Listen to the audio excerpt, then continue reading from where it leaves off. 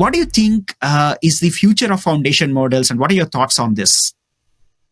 I think the good news is, like, if you pay attention to history, there is room for both, Right. right? Windows and Linux continue to be sort of meaningfully used in the world. Okay, you look at Android and iOS, there's like sort of room for both to get to some massive scale and still coexist with each other, right? So open source and proprietary, can be sort of competing, but there is room for both, right? When we talk about large language models, okay, particularly in the generative AI context, right? You have, like, OpenAI on the one hand, which is mostly like sort of proprietary and API driven. You got a whole bunch of open source models that are coming together. Now, granted, I think like most things, I think the proprietary world starts off a little earlier than the open source world, gets a little more traction in the open source world. But the open source world, through sheer sort of weight of the community and the breadth and depth of the community and what is possible, will catch up, and sooner or later there'll be, like, two great what I call alternatives for people to choose from, right?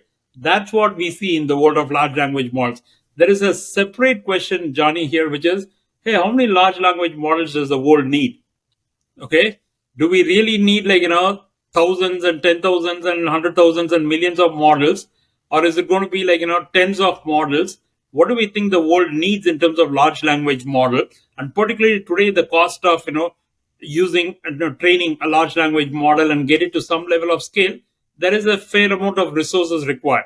Okay, part of the reason why the open source is a little behind is because, like, those resources don't come in naturally unless you're in a commercial environment kind of thing. It takes time, it takes energy to get those resources and that kind of training set available, training data available to be able to train open source models. Okay, but you take a step back, there is room for both.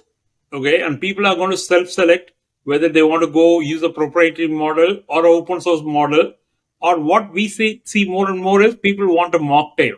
Okay, they don't really want, like, particular drink. They are saying, like, hey, I want a little bit of this and a little bit of that and a little bit of this, because depending on the use case, I have to think about price and performance. Okay, some queries I don't really care about anything else. I need a blinding fast response.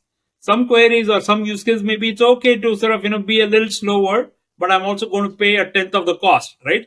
So when you think about cost and performance, people really want a plethora of choice, and they are not religious today about, like, hey, I'll go only with proprietary or I'll go only with open source. Their view is, like, I want to go with whatever is going to satisfy my requirement the most, and if it means I'm going to use this for this and that for this, then I'm going to go do that, right? So I think there is a world for both, but I'm so glad that there is a proprietary world that is moving as fast as possible, and the open source world is coming on very, very, very strongly here in the large language model situation.